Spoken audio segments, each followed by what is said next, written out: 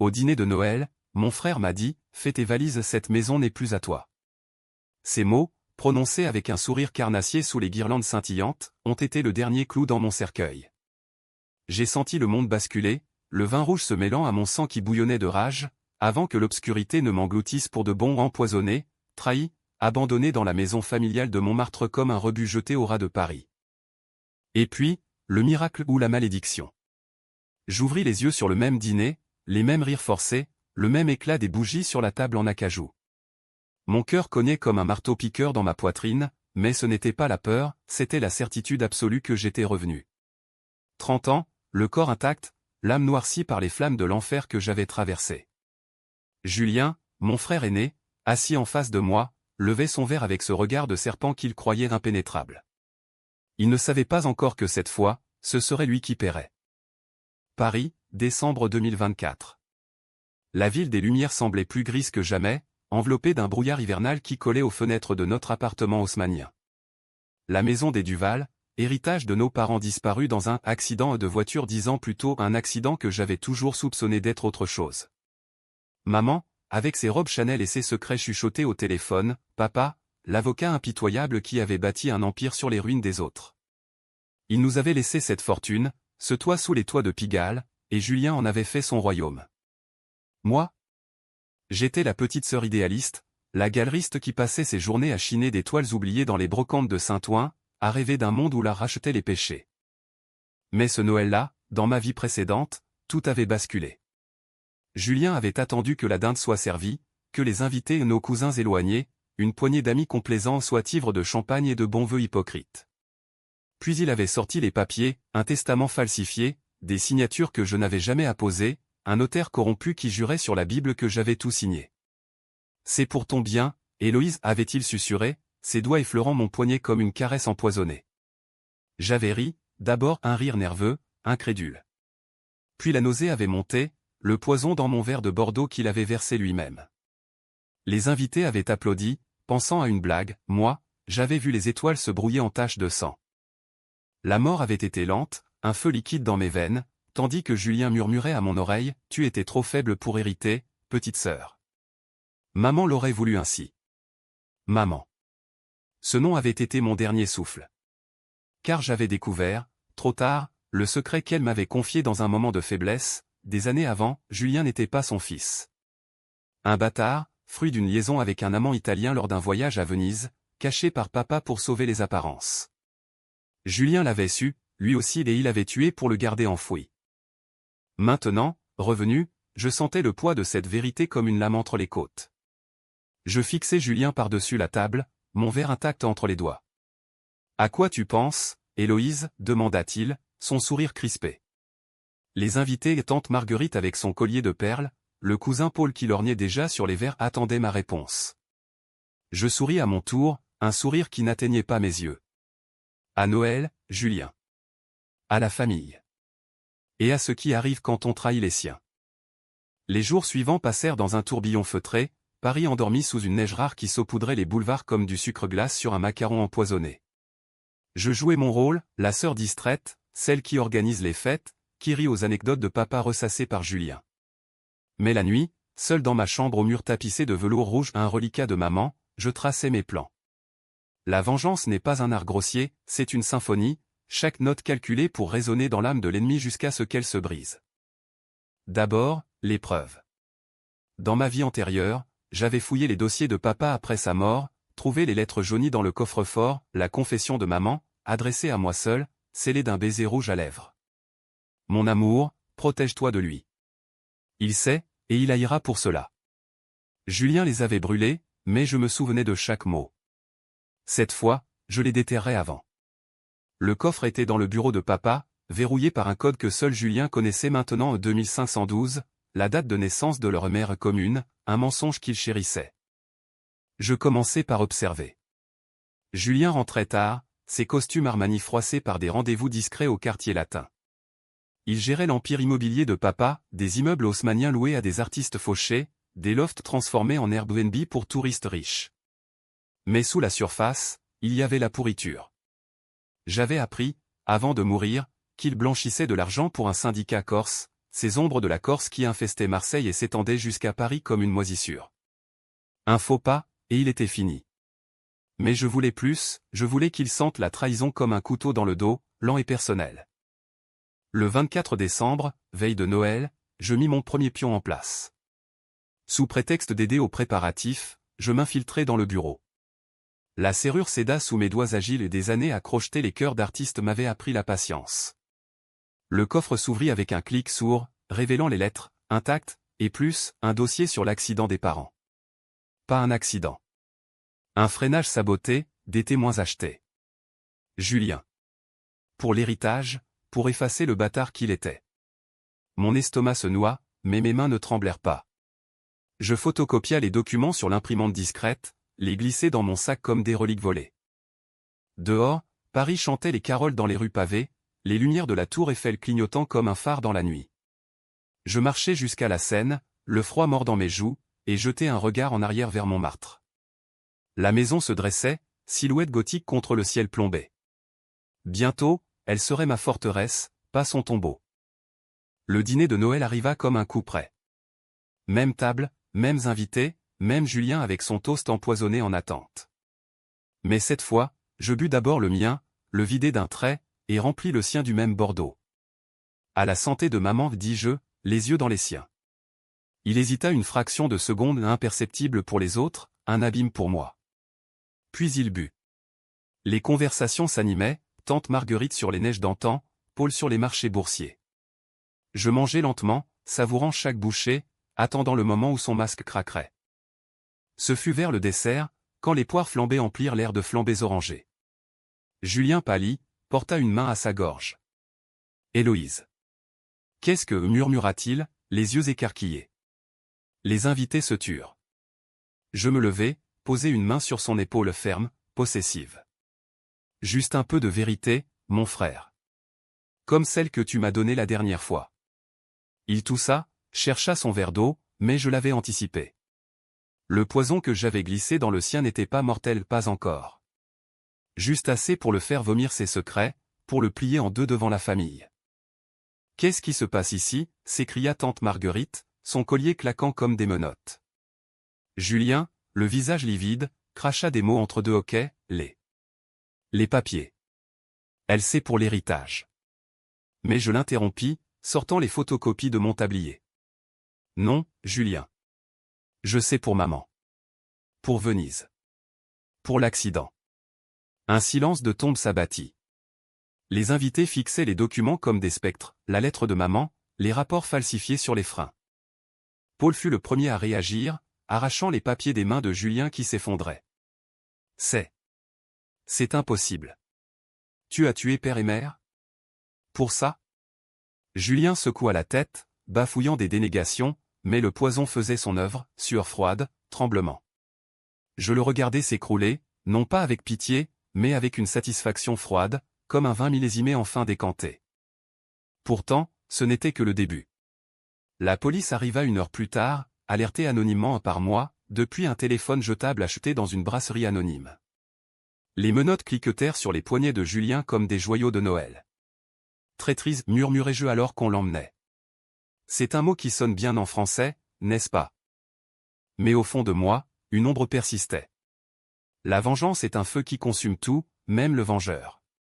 Et tandis que Paris s'endormait sous la neige, je me demandais si j'avais sauvé la maison. Ou si j'avais simplement allumé un brasier qui me dévorerait à mon tour. Les semaines qui suivirent Noël furent un ballet macabre dans les couloirs de la justice française, où les avocats en robe noire dansent sur des airs de Bach pervertis. Julien fut inculpé pour fraude, empoisonnement et, après que les experts eurent exhumé les restes des parents, pour homicide involontaire aggravé. Les journaux Le Monde en première ligne titraient « Le scandale du Val, frère contre sœur dans l'ombre de Montmartre ». Paris adorait ces drames bourgeois, ces familles déchirées comme des toiles de maître lacérées au couteau. Moi? J'étais la veuve éplorée, l'héritière légitime, interviewée dans les cafés enfumés de Saint-Germain avec des larmes de crocodile parfaitement dosées. Mais la nuit, quand les sirènes des flics hurlaient dans les rues mouillées, je revivais non pas ma mort, mais la sienne, la mienne, précédente. Le poison m'avait rongé de l'intérieur, un acide qui dissolvait les chairs et les illusions. Julien m'avait regardé agoniser, ses yeux brillant d'une joie sadique qu'il masquait sous des regrets fins. Repose en paix, Héloïse. La maison est à moi maintenant. Ces mots m'avaient hanté dans l'au-delà, un purgatoire parisien de néons clignotants et de souvenirs amers. La réincarnation ou quel que soit le caprice cosmique m'avait renvoyé non pour guérir, mais pour trancher. Je repris les rênes de l'empire immobilier avec une efficacité chirurgicale. Les locataires, ces âmes bohèmes qui squattaient les combles pour un loyer dérisoire, devinrent mes espions involontaires. Un étudiant en cinéma, Lucas, aux yeux de velours et aux cigarettes éternelles, me raconta les allées et venues nocturnes de Julien, des mallettes remplies d'espèces, des appels chuchotés en Corse. Il parlait d'un grand nettoyage, Madame Duval. Comme si la ville était son tapis. Je souris, offris une ristourne sur son loyer. Paris est une toile d'araignée, il suffit de tirer le bon fil. Le secret de Julien s'approfondissait. Le dossier du coffre révélait plus que l'adultère de maman, papa avait financé l'éducation de Julien avec de l'argent sale, des pots de vin versés à des juges pour des expropriations forcées dans le 18e arrondissement. Des familles entières chassées de leurs HLM pour faire place à des lofts de luxe. Julien avait hérité de cette soif de sang immobilier, mais il l'avait poussé plus loin, alliance avec la mafia corse, qu'il avait ses gains via des galeries d'art fictives. Ironie du sort, mon domaine. Il avait saboté ma petite galerie rue des Abbesses, en sous-louant l'espace à un concurrent véreux pour me ruiner. Cette fois, je contre-attaquai. J'embauchai un privé, un ancien flic nommé Raoul, avec une moustache jaunâtre et un passé taché de scandale à la PJ. Trouvez-moi tout sur les Corses, Raoul. Et sur mon frère. Il hocha la tête, empocha la compte en billets froissés. 2 semaines plus tard, il débarqua à la galerie avec un USB bardé de photos, Julien serrant la main d'un colosse tatoué devant un bistrot de Belleville, des transferts bancaires vers des comptes offshore à Ajaccio. C'est du lourd, mademoiselle.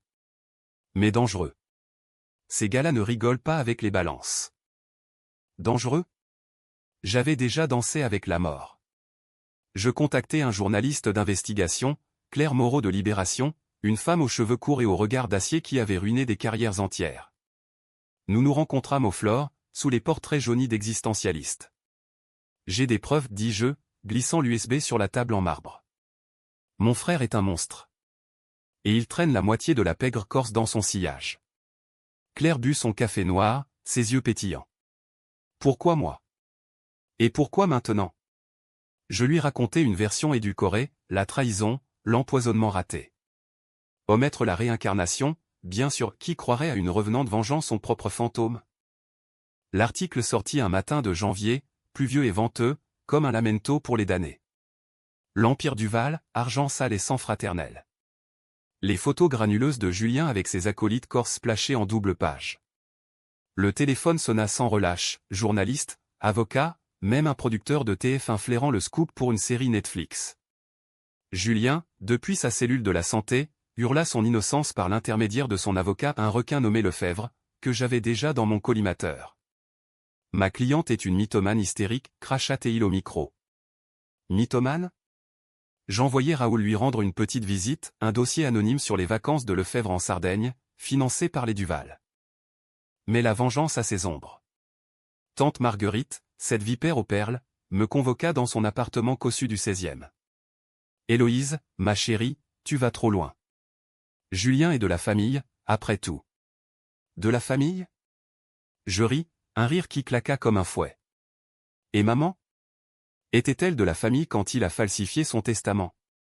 Elle pâlit, ses lèvres pincées en une ligne rouge sang. Je savais pour Venise. Mais c'était un secret. Pour le bien de tous. Le bien de tous.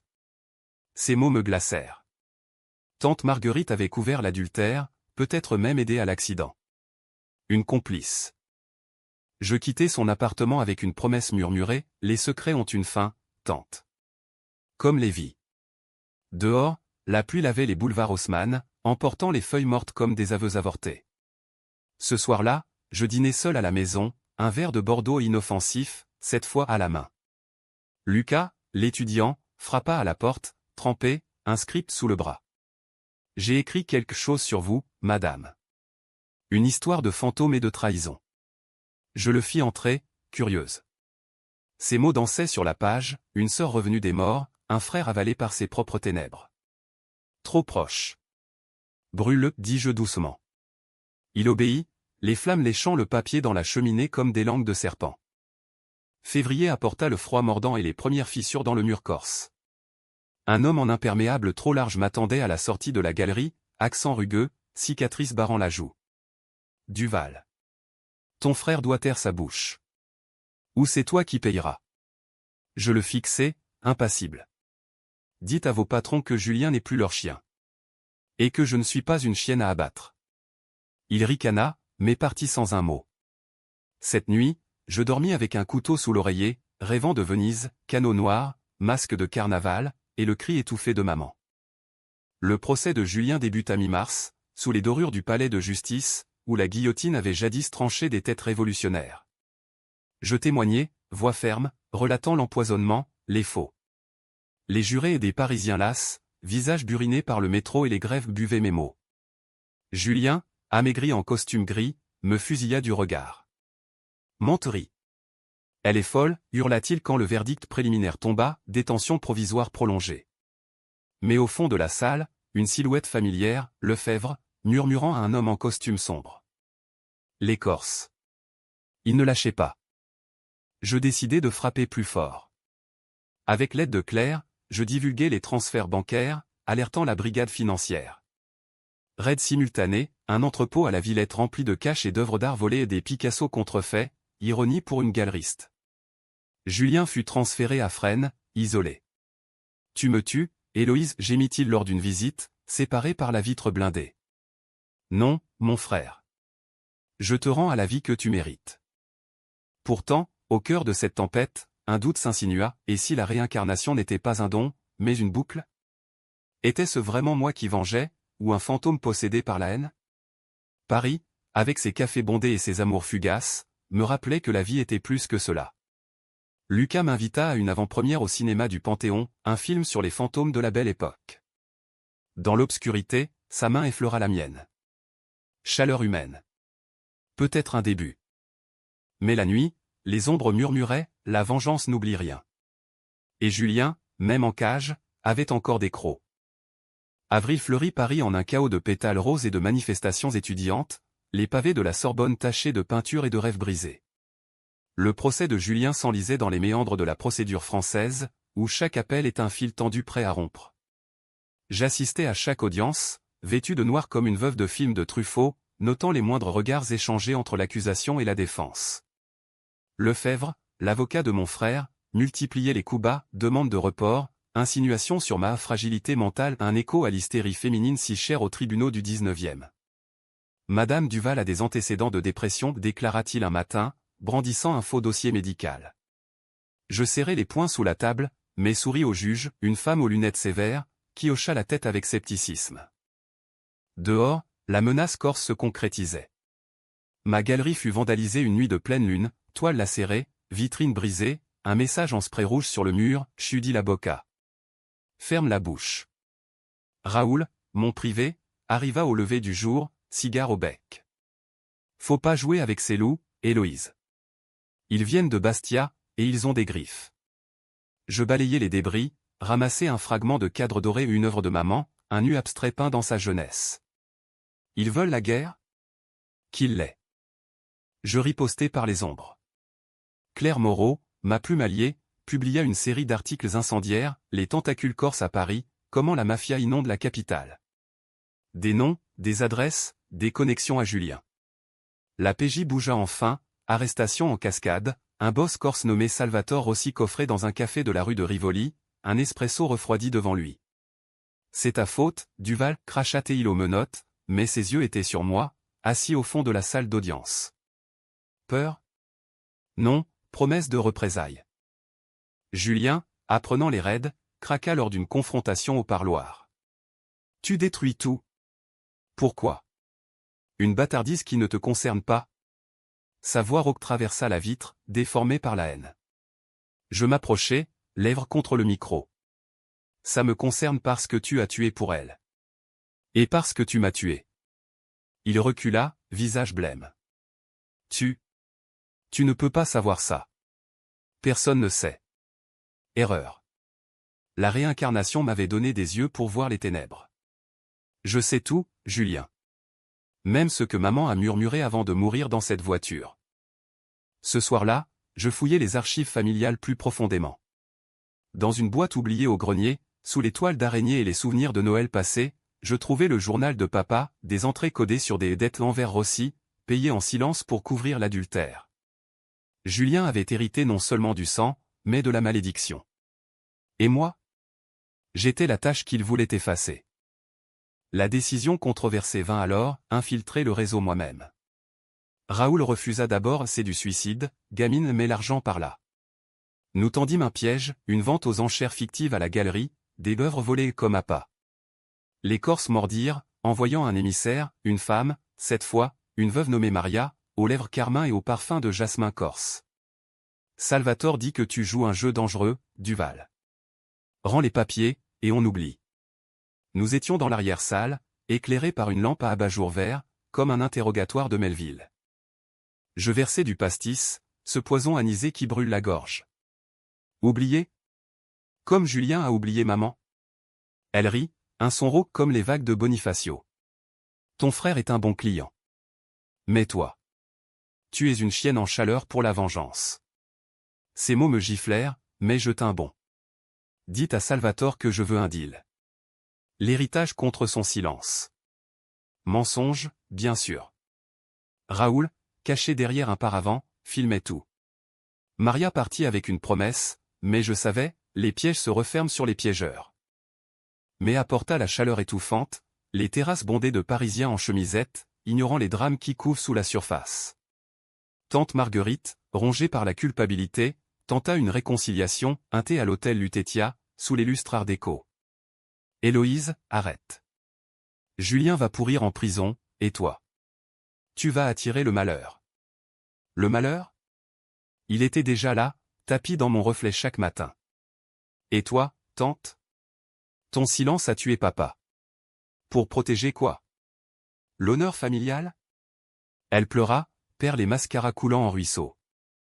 Je la laissai là, brisée, et rentrai à Montmartre, où Lucas m'attendait avec un dîner improvisé, baguette, fromage, et un vin de Bourgogne qui réchauffait l'âme. Avec lui, pour la première fois depuis mon retour, je sentis une faille dans mon armure. Raconte-moi ton histoire, Héloïse, murmura-t-il, ses doigts traçant des cercles sur ma paume. Je faillis tout avouer, la mort, le retour, la soif de sang. Au lieu de cela, je l'embrassai, un baiser salé de larmes retenues. Amour en temps de guerre, un luxe risqué. Mais Paris a toujours su transformer la douleur en passion. Le twist vint abruptement. Lors d'une perquisition à Fresnes, la police trouva un téléphone jetable dans la cellule de Julien, des messages à Maria. Tu l'as. La sœur. Pour tout. Mon sang se glaça. Il n'avait pas plié, il contre-attaquait. Cette nuit, un bruit à la fenêtre, silhouette noire, couteau luisant. Je hurlai, Raoul surgit du placard comme un diable de sa boîte. Lutte sourde, Paris endormi au dehors. Le Corse s'enfuit, mais pas avant d'avoir entaillé mon bras une estafilade superficielle, un avertissement sanglant. À l'hôpital, pansement frais, Claire vint me voir. On publie tout demain. Les messages, les liens. Julien est fini. Fini? Ou le début de ma propre chute? Allongé dans le lit blanc, je fixais le plafond craquelé, écoutant les klaxons lointains. La vengeance m'avait ramené à la vie, mais elle menaçait de m'enterrer à nouveau. Et si, au lieu de tuer Julien, je le brisais de l'intérieur? Une idée germa, controversée, immorale, le faire douter de sa propre identité, le confronter à son illégitimité devant le monde. Le juge accepta une audience spéciale. Je demandai à témoigner en privé, face à Julien seul. Regarde-moi, dis-je à travers la vitre. Tu n'es pas un Duval. Tu es un mensonge. Et maman t'a haï pour cela. Il s'effondra, sanglots gutturaux. Non. Non. Mais je vis la fissure, le doute, la trahison ultime. Dehors, la Seine coulait, indifférente, emportant les secrets vers la mer. Pourtant, au cœur de cette victoire, un appel anonyme, voix de Maria. Tu as gagné la bataille, Duval. Mais la guerre? Elle commence. Paris, ville de lumière, cachait ses ténèbres. Et moi, revenante, j'étais prête à plonger plus profond. Juin enveloppa Paris d'une moiteur languide, les fontaines de Tuileries crachotant des jets tièdes sur des touristes en sueur. Le procès atteignait son apogée, un cirque médiatique où les caméras de BFM zébraient la façade du palais comme des éclairs. Julien, hagard en costume froissé, plaida coupable pour les fraudes mineures, mais nia les meurtres avec une ferveur messianique. C'est elle. Ma sœur m'accuse pour l'héritage, hurla-t-il au jury, pointant un doigt tremblant vers moi. Le public, un mélange de badauds et de juristes en cravate, murmura, excité par le drame fraternel. Je contredisais calmement, voix modulée comme une aria de Carmen, les preuves, les lettres, les transferts. Mais le vrai couvain de Raoul, un enregistrement audio, exhumé d'un vieux magnétophone dans le bureau de papa. La voix de maman, brisée, Julien n'est pas à nous, chérie. Promets-moi de protéger Héloïse. Le jury tressaillit, Julien blêmit, s'affaissant sur la barre. Faux. Montage.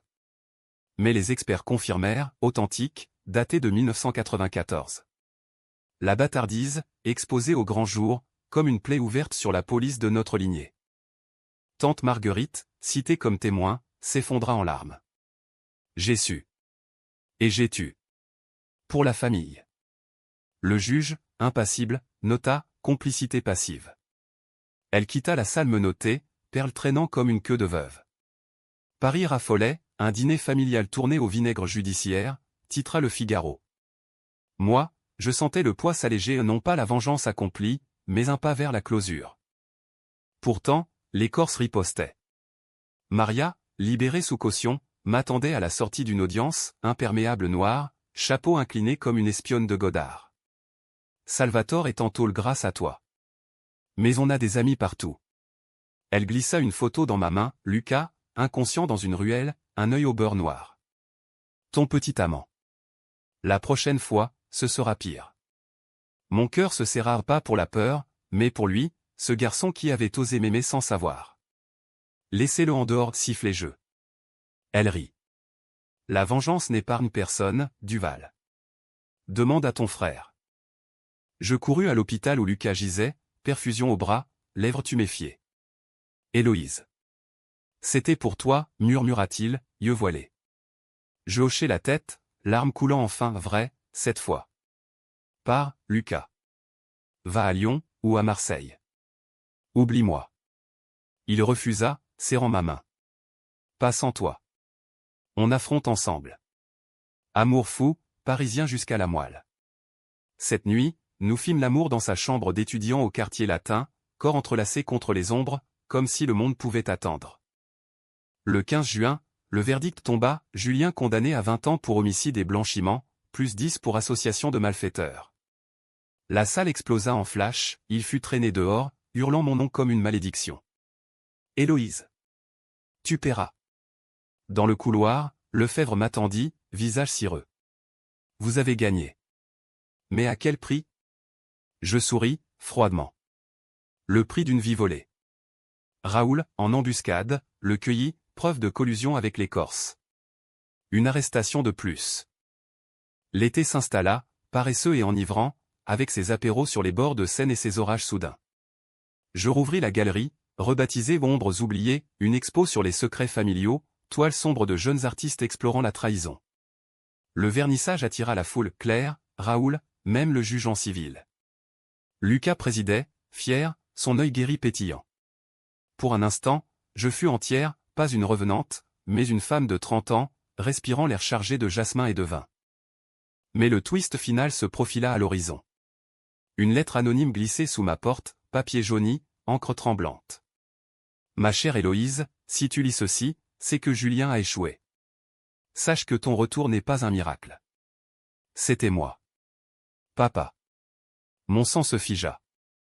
Les pages suivantes, un rituel occulte, appris d'un moine corse lors d'un voyage d'affaires.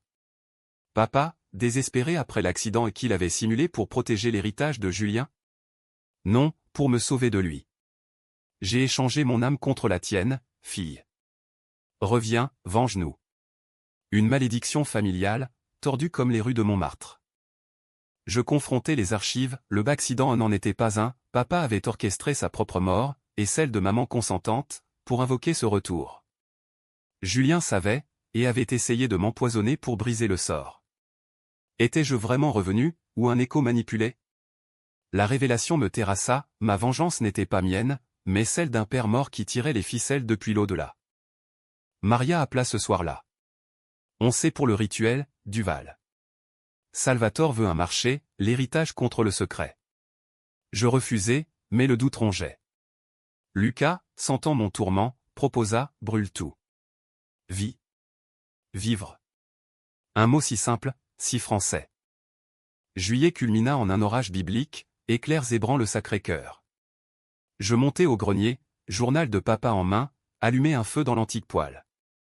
Les pages crépitèrent, libérant des volutes de fumée noire et avec elles, un sentiment de paix. Julien paierait en prison, l'écorce s'effriterait sans appui. Moi, je choisissais la vie. Pourtant, au matin, un appel de Fresne, Julien, pendu dans sa cellule. Suicide. Ou meurtre? La note, pardonne-moi, sœur. C'était pour maman. Larmes, enfin cathartiques. La boucle se refermait, non en triomphe, mais en deuil. Août transforma Paris en un fourni désert, les Parisiens fuyant vers la Côte d'Azur tandis que la ville haletait sous un soleil impitoyable. La mort de Julien, officiellement suicide, malgré mes doutes, ferma le dossier Duval comme un livre maudit. Les journaux, lassés, passèrent à d'autres scandales, un ministre surpris en galante compagnie, une grève des cheminots bloquant la SNCF.